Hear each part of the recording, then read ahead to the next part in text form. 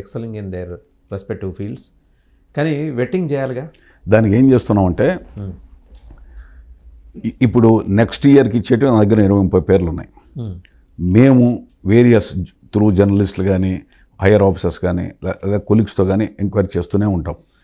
మేము కూడా ట్రై చేస్తాం ఏదో లైన్లో.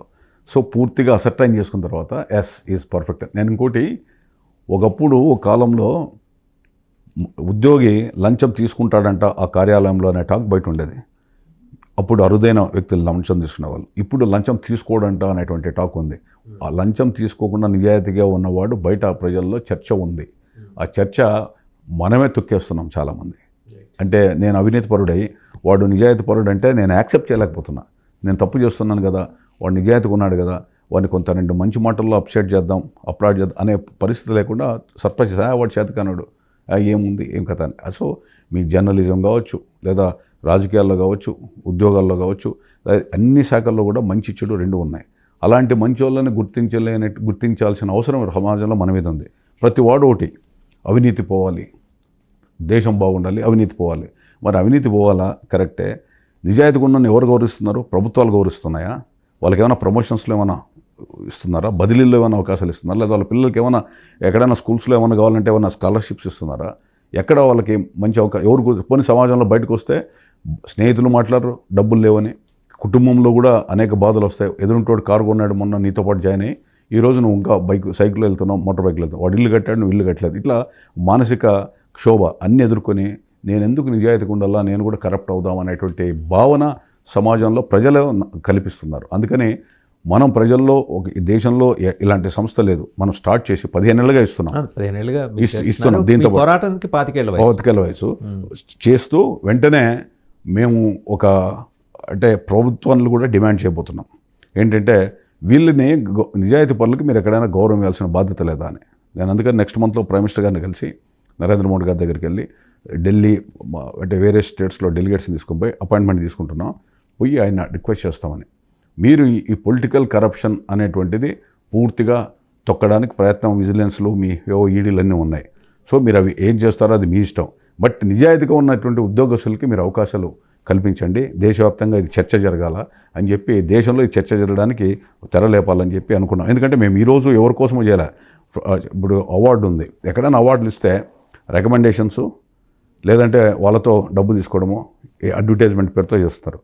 మేము ₹1 ఎవరితో తీసుకోకుండా టూ అండ్ ఫ్రో వాళ్ళ హోటల్స్ కానీ అన్నీ మనమే పెట్టి అది శాశ్వతంగా ఉండడానికి ఇస్తున్నాం అవార్డు. సో దాని మూలాన వాళ్ళ కళ్ళల్లో ఆనందం. ఉదయం నుంచి ఫోన్లు చేస్తున్నారు, అసలు మేము ఎక్స్పెక్ట్ చేయలేదు. నేనేంటంటే 4 గోడల మధ్య అవార్డు ఇచ్చి చాలా చూస్తుంటాం, ఇచ్చి ఫోటోలు కొట్టి పంపిస్తారు. అట్లా కాదు, 100 మంది 1000 మంది ఒక డిబేట్ మాదిరి పెట్టి ఇదో నిజాయితీ పరుడు అని చెప్పి చెప్తే నిజాయితీగా ఉన్నకే ధైర్యంగా రాగలడు, వేరే వారు రాలేడు. ఇచ్చేవాళ్ళు కూడా వీలైనంత వరకు అవినీతి. నేను ఇంకోటి ఏంటంటే, ఒక సమాజం అనే కొలను ఉంది, నీటి కొలను. దాంట్లో మేక వంగి నీళ్లు తాగుతుంది తల మాత్రం పెట్టి, ఆవు కాలు గిట్టెలు మాత్రమే పెడుతుంది, బర్రె లోపలికి పోయి బురద చేస్తుంది, దున్నపోతు మొత్తం వ్యవస్థ అంతా చేస్తుంది. అందుకని అవినీతిలో కూడా నీతి ఉంది, అన్యాయంలో కూడా న్యాయం ఉంది, అక్రమంలో కూడా క్రమం ఉంది. కనీసం పాలిటీషియన్స్ అవినీతిలో నీతి అనే దాంట్లోనే మీరు ఉండండి, కనీసం మేకలాగా లేకపోయినా ఆవులుగా అన్నా ఉండండి అని చెప్పి మా ప్రయత్నం. ఆ విధంగా గౌరవిస్తే సమాజం మరింత కొంతకాలం పాటు ఉంటారు. అట్లా మేకలాగా ఉండేటువంటి మీరు ఐడెంటిఫై చేసి అవార్డులు ఇచ్చిన వాళ్ళు, మీకు అవార్డులు ఇస్తున్నామండి ఫ్రమ్ అవే అని మీరు సమాచారం ఇచ్చినప్పుడు వాళ్ళ రెస్పాన్స్ ఏంటి? నేనే ఫస్ట్ కూడా గుర్తిస్తారా అని అడిగిన వాళ్ళు ఉన్నారా మిమ్మల్ని? చాలామంది డైరెక్ట్గా ఫోన్ చేసాం, నేను ఫోన్ చేస్తాను, చేసి ఫస్ట్ వాళ్ళకి థ్యాంక్స్ చెప్తాం. మీరు సమాజం కోసం ఇట్లా పనిచేస్తున్నారు అంటే షాక్ అయిపోతారు. అయిపోయిన తర్వాత మళ్ళీ మా ప్రతినిధులు ఆ ప్రాంతంలో వెళ్తారు, వెళ్ళి రిటర్న్లో ఇచ్చొస్తారు. ఇస్తే హైయర్ ఆఫీసర్స్ పర్మిషన్స్ కొంత తీసుకోవాల్సి వస్తుంది. మళ్ళీ హైయర్ ఆఫీసర్స్తో మాట్లాడుతున్నాం, మాకేమో అబ్జెక్షన్ అని. That hire officer maybe A corrupt, but at the same time కింద సబార్డినేట్ ఆనెస్ట్గా ఉన్నాడంటే అతను కూడా ఎస్ మాకు కూడా గర్వమే కదా, నేను కరెక్ట్ వాడు కాకపోతే పాజిటివ్గా ఆలోచించే వాళ్ళు కూడా ఉన్నారు. కానీ నా కింద ఆఫీసర్ని గుర్తించారు, నన్ను గుర్తించలేదని గ్రౌజ్ పెంచుకున్న ఆఫీసర్స్ ఎక్కడ ఉంటారు, అరొకరు ఉంటారు. కానీ మేము ఉన్నాం కదా సపోర్ట్ చేయడానికి. ఆ విధమైన చేసినప్పుడు మనం ఆటోమేటిక్గా సపోర్ట్ చేయాలి. తర్వాత మార్నింగ్ నుంచి కొంతమంది అంటే ఫ్యామిలీస్ వాళ్ళు irrespective of the caste, creed, religion, party ఇవన్నీ చూడం. మేము చూసినప్పుడు చాలామంది ఆ చుట్టుపక్కల వాళ్ళంతా ఫోన్ చేస్తున్నారు, మంచి పని చేశారు, అసలు ఇట్లా గౌరవిస్తారని కూడా తెలియదు. మామూలుగా మీరు చూసింటారు అవార్డులు అంటే డబ్బులు ఇచ్చి 25,000 50,000 ఇచ్చి అవార్డులు ఇస్తే అంటే దాన్ని ఏదో మాకు అన్ని 13 అవార్డులు. ముంబై లాంటి మహానగరాల్లో అయితే అదొక పరిశ్రమ. నేను అందుకని industry. మీకు చెప్పుతాను. నేను I was a municipal chairman. నాకు ఫోన్ చేసి ఈ హైదరాబాద్లో మన దీంట్లో మన కృష్ణారెడ్డిది ఉంది కదా హోటల్, కృష్ణ ఓబ్రాయ్, దాంట్లో మీకు అవార్డు ఇస్తున్నాం రమ్మన్నారు. ఎందుకు ఇస్తున్నారంటే బాగా చేస్తున్నారు అది. నిజంగా వర్క్ చేశాను కాబట్టి అవునేమో అని వెళ్తే ఆడ 2-3 ఢిల్లీ బాంబే నుంచి పరిశ్రమ ఇండస్ట్రియలిస్ట్ వచ్చారు. నేను కూర్చున్నా, ఇంకొకరు ఉన్నారు, పొలిటీషియన్ ఒకడే, బొమ్మాయి మినిస్టర్ వస్తాడు. చూసిన తర్వాత యాడ్స్ అంతా చూసిన తర్వాత పక్కన ఆమె కూర్చొని నన్ను అడిగింది, బాంబే లేడీ, ఎంత ఇచ్చారు మీరు అంటే, ఇది దేనికి ఇవ్వడము అంటే, ఏమైనా అడ్వర్టైజ్మెంట్ అడుగుతున్నాను అంటే, లేదు ఐ హ్యావ్ గివన్ 1 lakh 2 అడిగారు, ఇంకోటి ఇస్తున్నాను. నిజంగా నేను లేచాను పైకి, వేసిపోతుంటే ఆ నిర్వాహకులు వచ్చి చేతులు పట్టుకున్నారు, రిక్వెస్ట్ చేసుకున్నారు, భారత జ్యోతి అని అవార్డు అని. దానికి ఇస్తే నేను ఒకటి అనుకున్నా, సరే ఇది ఒకటి జీవితంలో ఎగ్జాంపుల్ ఉండాలని చెప్పి తీసుకొని వచ్చా, ఇంట్లో పెట్టా. సో డబ్బుతో ఇచ్చేటువంటిది ఇది, I'm not deserving for this అంటే, ఎవడో పేదవాన్ని తీసుకొని వచ్చి ఇంకోటి దీని కింద తీసుకున్న అర్థం ఉండేది. అట్లా చూసి అవార్డు అనేది ఇట్ షుడ్ బి జస్టిఫికేషన్ ఉండాలా, తర్వాత లాఫుల్గా ఉండాలా అనే దీంతో చేసాం. దాని మూలాన చాలామంది, ఇప్పుడు నేను మీకు 10 ఏళ్ళ నుంచి దాదాపు 70-80 కుటుంబాలు మేము వెబ్సైట్లో పెడుతున్నాం.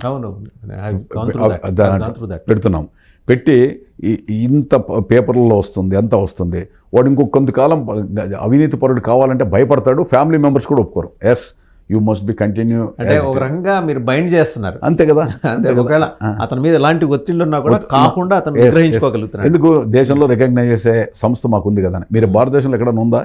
లేదు. మీరు ఎక్కడైనా ఎన్ని స్టేట్స్ వెళ్ళండి చూడండి, ఆనెస్ట్గా ఉన్నటువంటి నేను చాలామంది ఉన్నారు పబ్లిక్ సర్వెంట్స్ ఎందుకు ప్రైవేట్ దాంట్లోనే. నేను కూడా చెప్పా, ప్రైవేట్ దాంట్లో పబ్లిక్ సర్వెంట్ వేరు, ఇది వేరు. ఎందుకంటే జీతం ఇస్తారు కాబట్టి ఇక్కడ వదిలేసి ఇంకో చోటు పోతాడు, వ్యాపారాలు చేసుకుంటారు, వీళ్ళు ఏం చేసుకోరు. తర్వాత దీంట్లో కూడా మనం పబ్లిక్ సర్వెంట్లో కూడా ఎడ్యుకేషన్ డిపార్ట్మెంట్లో చాలామంది ఆనెస్ట్గా ఉంటారు, వాళ్ళకి సోర్స్ ఉండదు. ఇప్పుడు గడ్డివామ దగ్గర కుక్కను తీసుకొని వచ్చి కట్టేస్తే అది గడ్డి తినలేదంటే తినుకోకుండా తినడానికి ఒక ఆవును తెచ్చి కట్టేసి గడ్డి తినలేదంటే మనం చూడాలి. అట్లా ఎడ్యుకేషన్ డిపార్ట్మెంట్ పాపం సోర్స్ ఉండదు, దాంట్లో ఆల్మోస్ట్ కొంతమంది ఇది ఉంటారు. దాంట్లో కూడా ప్రముఖులు సర్వశిక్ష అభియానం రకరకాల దాంట్లో కొట్టేవాళ్ళు ఉన్నారు. మహానుభావులు, వాళ్ళ గురించి మనకి అవసరం లేదు, ఎందుకంటే సమాజానికి పాఠాలు చెప్పిన వ్యక్తులు వాళ్ళు కూడా తప్పు చేసే వాళ్ళు ఉన్నారు. కానీ బట్ కొన్ని డిపార్ట్మెంట్స్లో లేసుకోవు. బట్ పోలీస్, రెవెన్యూ, అదేవిధంగా మున్సిపాలిటీసు, ఇట్లా వేరియస్ వెల్ఫేర్, ఇట్లా దాంట్లో చాలా డిపార్ట్మెంట్లో స్కోప్ ఉంది వాళ్ళకి. స్కోప్ ఉన్నా కూడా where monetary issues are involve. Yes దాంతో అట్లా వాళ్ళందరినీ కూడా ఐడెంటిఫై చేస్తున్నాం. చేసిన తర్వాత నాకు ఇప్పుడు కర్ణాటకలో చాలామందికి ఇచ్చాము, రకరకాల. మనం నిన్న బళ్ళారి నుంచి ఒక డాక్టర్ చెప్పారు, తరోగా ఇన్వెస్టిగేట్ చేసిన తర్వాత ఏవి గవర్నమెంట్ డాక్టరు ఎక్కడ లేదు. సో అట్లాంటి వాళ్ళని తీసుకోవడం వల్ల మీకు ఎంతెందుకు మా సెక్రటరియట్లో అమరావతిలో ఒక ఆమె లక్ష్మీబాయి అనే సెక్రటరియట్లో ట్రైబ్, ఎవరైనా కాఫీ టీస్ కూడా తాగదంట.